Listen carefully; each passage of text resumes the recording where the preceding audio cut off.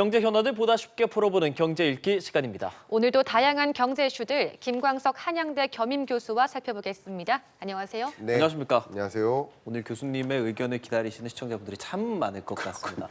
와, 오늘 정말 주식시장 보시고 놀라신 분들도 많을 거고 저희도 소식 오늘 내내 주식 관련된 이야기, 그러니까 경제 관련된 내용들을 다루고 있습니다. 오늘 네. 사이드카가 코스피, 코스닥 둘 다 발동이 됐어요, 매수해서. 그렇습니다.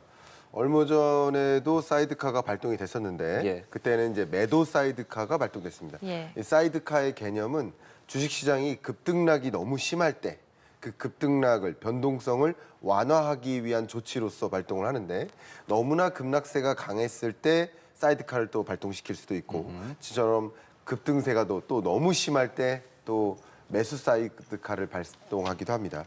이렇게 변동성이 심한 장세에 사이드카를 발동하는 이만큼 이렇게 지금 그래픽이 나오네요. 모든 종목에 걸쳐서 굉장히 강한 빨간색의 흐름을 예. 보이고 있죠. 예, 그런 모습이라고 생각해 볼 수 있겠습니다. 혹시 어느 정도 급등했는지 뭐 수치적인 부분도 말씀해 주실 수 있을까요? 네, 코스피 같은 경우도 그렇고요. 자료 보시는 것처럼 일단 지난 관세 전쟁의 여파로 인해서 코스피도 계속 주저앉았었고 예. 코스닥도 마찬가지 주저앉았었습니다. 그러나 오늘 이 시점에는 2,411, 또 코스닥 같은 경우도 상당히 강한 속도로 상승했고요.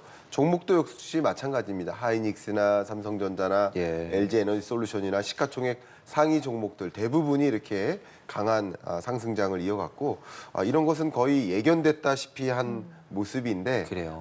지난 밤 사이에 미국장에서 그런 모습이 예. 나타났기 때문에 한국 시장에도 바로 그러한 이유로 또 가장 기본적인 그 이유는 바로 거시경제죠. 예. 관세 전쟁을 대대적으로 발동시키겠다라고 했다가 어쨌든 중국을 제외한 다른 나라에는 유예를 하겠다, 90일간 유예하겠다. 이 한마디가 시장을 다시 급등세로 전환시킨 흐름이라고 볼 수 있겠습니다. 예.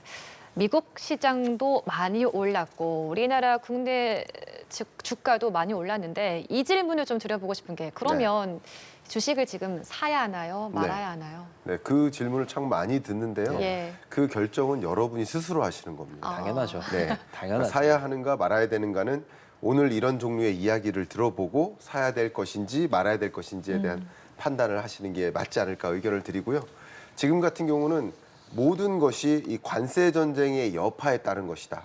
그럼 기본적으로 흐름이 어떤 것인가 의견을 드려본다면 관세 전쟁이 모든 국가 예외 없이 상호 관세를 부과하겠다라는 네. 식으로 거의 공포감이 치닫았다가 이제 모든 국가가 아니라 중국만 때리겠다라는 식으로 움직이니까 이게 기본적으로 관세 전쟁의 방향성이 전환된 것이라고 해석해 볼 수 있겠죠. 그러면 이 상호 관세를 비롯한 관세 전쟁의 여파로 주식시장이 조정됐었던 흐름이었다면 이제 이 흐름이 다소 반전되는 흐름이라고 생각해 보실 수 있겠죠. 말씀하신 것처럼 중국은 이제 실질적으로 굉장히 큰 관세가 되는 거고 네. 그 외 나라들은 그런 상호 관세에서 지금 일단 90일 유예가 되는 건데 네. 그래도 생각해 보면 10%의 뭐 기본 관세라든지 이런 부분들 우리 입장에서는 우리 뭐 FTA 때문에 거의 관세가 없는 상황에서 10%가 된 건데 네. 그런 부분에 의한 부정적 영향보다는 25에서 10이 됐다라는 이게 더 많이 작용했다고 봐야 되는 겁니까? 자, 실물 경제와 예. 자본 시장은 완전히 다릅니다. 예. 어허. 잘 생각해 보시면 어제 한시를 기점으로 이 상호 관세가 발효되기로 했었던 거예요. 그렇죠. 그런데 발효되기 직전에 며칠 동안, 일주일 동안 계속 주가가 조정됐죠.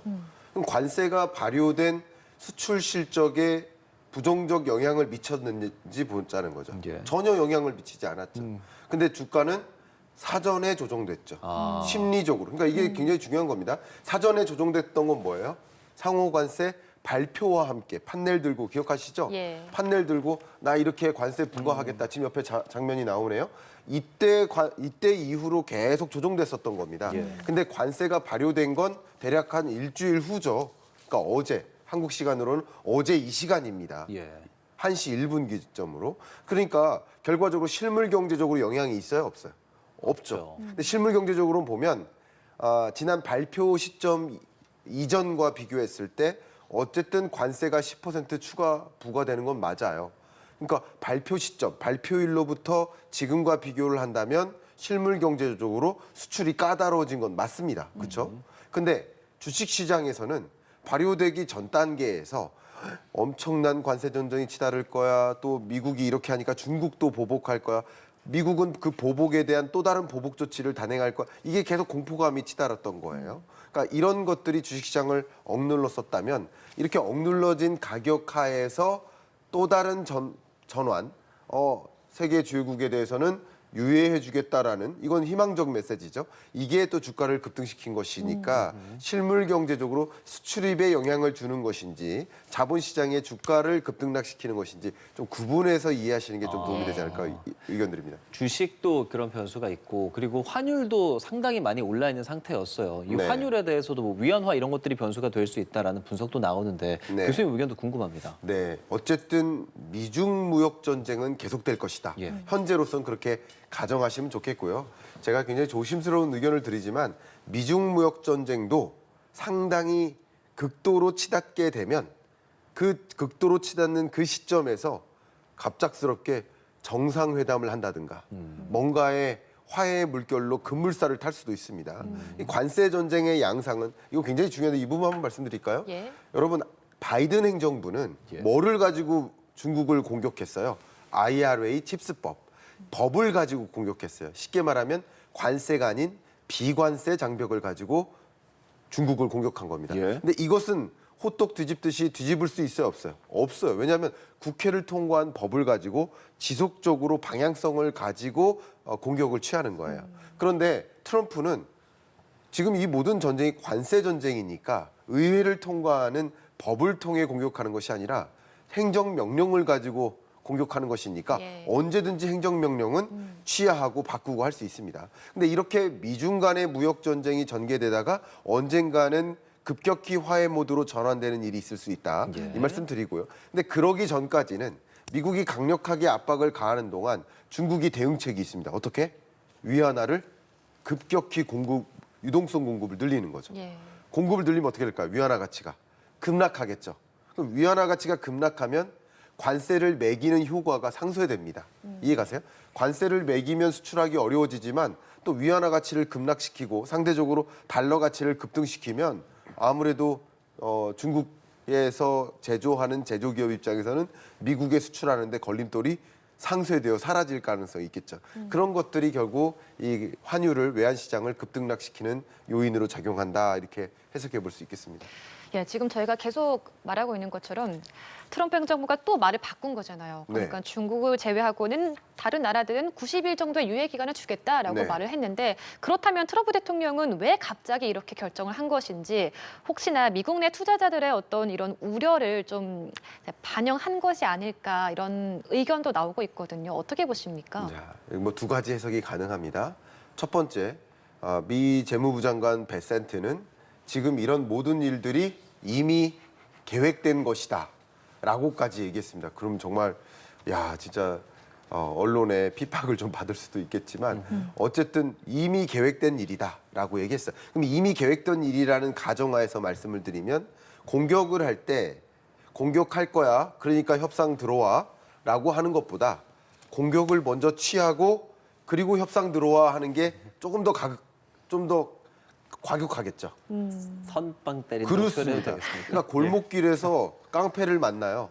깡패가 너 돈 안 주면 때릴 거야라고 하는 거랑 예. 한 방 때린 다음에 돈 주면 더 안 때릴 거야라고 하는 거랑 더 강력한 건 때리는 거예요. 그러니까 그렇기 때문에 그런 식으로 한 것이다. 이게 전략이었다라고 베센트 장관은 그렇게 얘기했습니다. 첫 번째는 그렇고요. 두 번째는 아니다. 원래 이렇게 하려고 했는데 근데 이것을 취한 것이다 라고 해석할 수도 있는데 그것은 어떤 이유 때문일까?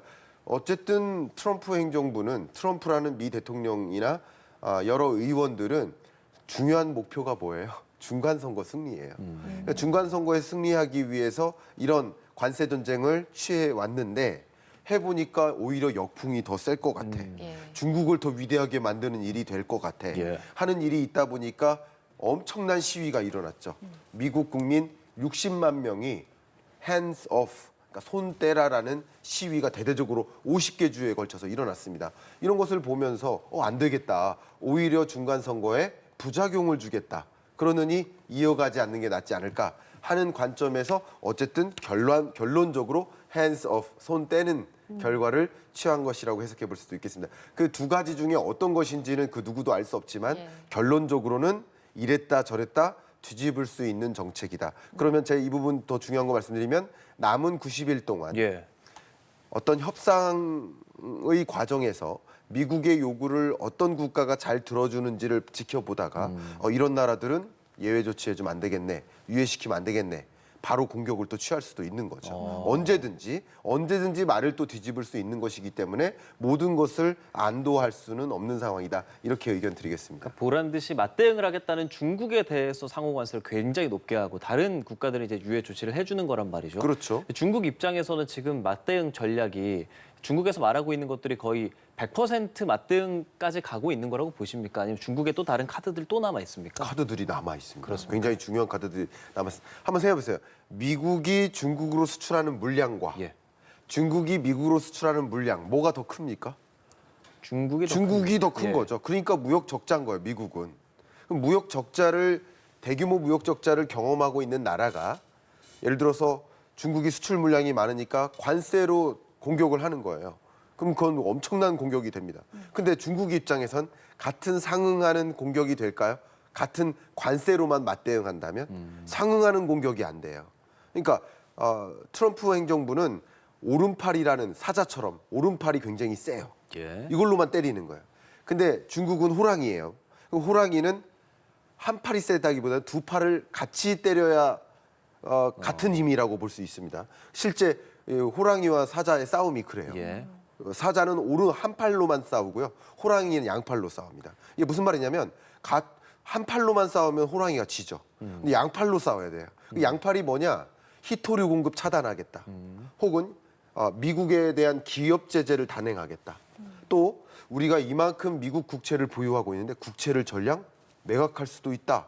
물론 매각하는 과정에서 중국에게도 엄청난 충격이 올 수 있겠습니다만 그런 것도 하나의 대응 카드가 있을 수 있다고 볼 수 있고 또 환율 조작국이라고 미국이 중국에 대해서 지적을 해왔던 것만큼 계속 위안화 가치를 떨어뜨림으로써 그 관세 전쟁을 무마시킬 수도 있는 여러 가지 카드들을 충분히 강구할 수 있다. 그렇기 때문에 최근에 나왔던 그 더 이코노미스트 표지가 예. 뭐였냐면 지금까지는 트럼프 행정부가 뭐였어요? Make America Great Again. 마가였죠. 근데 이 더 이코노미스트 표지에 모자가 하나 있는데 그 모자가 뭐냐면 Make China Great Again. 이건 오히려 미국을 더 위대하게 만드는 거 아니냐. 그러니까 이런 것들이 미국 국민들도 반대 시위를 갖게 만드는 중국을 요인. 위대하게 만들 수 있다. 오히려 중국을 위대하게 만드는 거 아니냐. 어허. 중국도 그만큼 카드가 많이 있다. 물론 GDP 규모에서 미국이 중국보다 더 우위에 있는 건 사실이지만 중국도 만만치 않은 경제 규모와 카드들을 가지고 있다. 그런 관점에서 이 무역 전쟁이 쉽게 끝나지는 않으리라 이렇게 생각이 됩니다. 트럼프 입장에서 사실 그걸 모르지 않을 거잖아요. 네. 충분히 당연히 생각을 하고 있을 거고 경제학적으로 접근하고 있을 텐데 앞서 막 이렇게 치킨 게임을 할 것처럼 하다가 갑자기 또 협상을 할 수도 있다라는 가능성도 좀 그렇습니다. 얘기를 해주셨어요. 사실 네. 집권 일기 때도 비슷한 양상도 있지 않았습니까? 예. 만약 그런 흐름으로 간다면 뭐 시기적으로나 어떤 상황이 발생했을 때 좀 그렇게 될까요? 일단 극에 달했을 때입니다. 실제 미중 간의 격돌이 그냥 경제 전쟁 수준 아니라 또 공급망 전쟁뿐만 아니라 어쩌면 가장 중요한 그 영린을 건드린다는 것이 있죠. 그 영린이 뭐가 될까요? 이게 격돌하다 보면 대만 해협을 놓고 격돌하는 양상이 있을 수 있습니다. 그러면 격돌하는 양상까지 갔을 때 정말 전쟁을 원할까요? 양국이? 양국 다 전쟁을 원하는 게 아니에요. 전쟁을 원하지 않지만 내가 이렇게 강하게 으르렁대면 이쪽 호랑이가 깨갱하겠지 하는 마음이지만 깨갱할 마음은 아무도 없는 상황입니다. 예. 그러니까 전쟁까지는 원하지 않아요. 그 호랑이도 사자도 싸우고 싶은 건 아니에요. 근데 이렇게 격돌하는 양상이 특히 지금 보면 대만 해협을 놓고 싸울 가능성이 있는데 그러다 보면 극단적으로 격돌하다가 급 화해 모드로 전환될 수 있습니다. 그것은 세계 경제에 또 자본시장에도 엄청난 지각변동을 일으킬 수도 있겠죠. 그런 부분들을 여러분 지켜보실 필요가 있겠다 의견드립니다. 예, 이렇게 미중 무역 전쟁이 심각해지고 있는 가운데 이 전쟁이 정말 결코 두 국가만의 문제는 아니잖아요. 네. 이 미중 갈등으로 인해서 전 세계가 영향을 받을 수 있는 건데 이 부분은 어떻게 보십니까? 네. 당연히 우리나라의 대중국 무역이 역시 우리나라의 대미 무역액보다 더 큽니다. 그러니까 네. 이것이 실물 경제적으로는 그냥 영향이 없다고 볼 수는 없습니다. 예. 그러니까 중국을 제재함에 따라서 우리나라의 대미 수출액은 늘어날 여지는 있어요. 그러나 대중 수출은 급격히 축소되겠죠. 예. 이 부분은 심각한 경기적 충격이라고 볼 수 있겠습니다. 그만큼 세계 시장에서 중국이 차지하는 그 GDP 비중이 약 20%에 가깝기 때문에 그러면 정말 이 중국에 대한 경기 충격이 만약에 찾아온다. 예. 중국에서 생산을 못한다.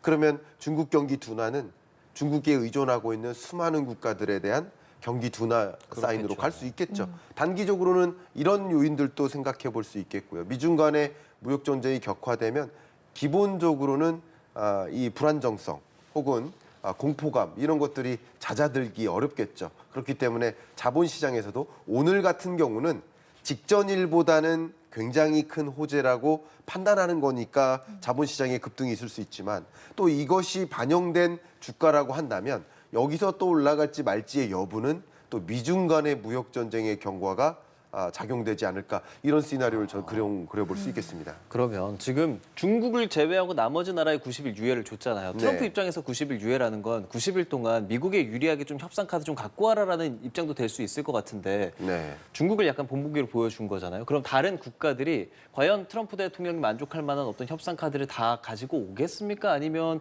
중국처럼 맞대응하는 방법들을 더 90일 동안 고민하겠습니까? 국가의 지정학적 상황, 또 예. 군사 안보적 상황을 고려해서 각국이 다른 입장을 취할 가능성이 높겠습니다.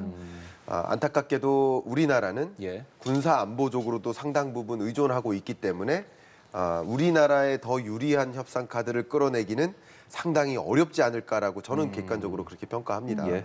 일본도 유사한 상황이에요. 일본도 딱히 맞대응하는 그런 모습을 보인 적이 한 번도 없습니다. 약간 고개를 숙인다라고 표현할까요? 그렇게 대응을 해왔습니다. 그런데 EU 같은 나라들은 EU의 회원국들, 유로피언 국가들, 가장 대표적으로 프랑스 같은 경우는 우리 기업들이 미국에 투자하기로 계획했던 거 다 철수야.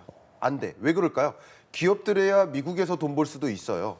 그러나 대기업들이 그렇게 나가면, 자동차 기업이 나가면 일자리나 이렇게 그렇죠. 그 기업이 나가면 그 기업만 나가는 게 아니라 그 기업에게 제품, 부품과 수많은 원자재를 공급하는 프랑스 내에 있는 공급망이 다 붕괴되는 겁니다. 예. 완제품 기업은 나가지만 그러면 많은 일자리가 사라지고 지역 경제가 황폐화되니까 나가지 말라는 입장도 있어요. 그러니까 그런 것까지 국가들은 가감을 하면서 결정을 할 텐데 EU 회원국들은 어쨌든 같이 중국과 함께 맞대응하는 것이 어떨까 하는 생각들을 이미 하고 있거든요. 프랑스 마크롱 대통령이 이렇게 표현했었죠. 우리 유로피언 국가들의 국민이 4억 5천만 명이다. 미국 3억 5천만 명인데 우리도 미국만큼 큰 소비 시장을 갖고 있다. 그러니까 우리가 세계 GDP의 26% 미국이 있지만 나머지 74%가 똘똘 뭉칠 수 있지 않느냐. 이런 입장을 취하는 국가들도 있습니다. 그렇기 때문에 미국이 원하는 수준의 그런 협상을 다 제공해 줄 거라고 생각은 하기 어렵겠다. 그렇기 때문에 이런 일들이 또 다른 울퉁불퉁한 일들을 만들 수 있겠다. 이렇게 의견을 갖고 있습니다. 이런 가운데 트럼프 대통령이 미국의 조선업을 재건하는 데 행정명령에 서명을 했거든요. 네. 그런데 마침 우리나라가 또 전 세계에서 조선업을 가장 잘하는 또 그런 나라이지 않습니까? 네. 그렇다면 이 조선을 가지고 협상을 해야 되는데 어느 정도까지 할 수 있다고 보십니까? 예, 조선업 협조가 굉장히 긴밀하게 우리에겐 중요한 카드로 작용할 수 있을 것 예. 같습니다. 우리도 뭔가를 양보할 수 없는 정말 그 어떤 나라도 함부로 대할 수 없는 그런 기술력이 있는 영역들 이런 것들을 갖춘다는 것은 굉장한 안도감을 주는 영역이라고 저는 생각을 합니다. 예. 어쨌든 미국 입장에서는 에너지 개발 사업을 적극적으로 추진할 예정인데 그러면 지금도 세계 최대 에너지 생산국인데 여기서 추가적으로 생산량을 많이 늘리면 뭐 해야 되겠습니까? 수출해야 됩니다. 수출하려면 뭐가 필요할까요? LNG선이 필요해요. 근데 미국은 현재 조선업 축조 능력이 거의 제로화됐습니다. 예. 그러니까 한국에 도움이 절실히 필요해요. 또 세계 만국이 자국 국방 능력을 강화하는 움직임을 가져가고 있습니다.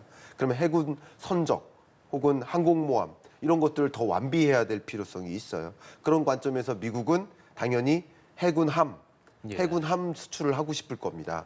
그런데 당연히 조선업 축조 능력이 없기 때문에 함포를 올릴 수는 있지만 한국이 좀 조선업을 강건하게 도와주고 그리고 우리와 함께 이런 해군 선적 같은 걸 판매하면 어떨까, 수출하면 어떨까 하는 그림을 분명히 그리고 있습니다. 그런 관점에서 우리가 긴밀하게 협조적인 위치로 가져가고 또 그것이 우리가 그냥 내다 퍼주는 방식이 아니라 우리도 또 수출의 기회로서 예. 가져갈 수 있는 기회로 생각해 본다면 그런 영역에 하나의 강한 카드를 가지고 나머지 조건만큼은 우리에게 좀 더 유리한 방식으로 협상을 이끌어 나갈 필요가 있지 않을까 의견을 드리고 싶습니다. 예, 이런 무역 전쟁 속에 우리나라가 좀 잘 풀어나갔으면 좋겠습니다. 김광석 한양대 경영교수와 함께 경제 읽어봤습니다. 고맙습니다. 감사합니다. 네.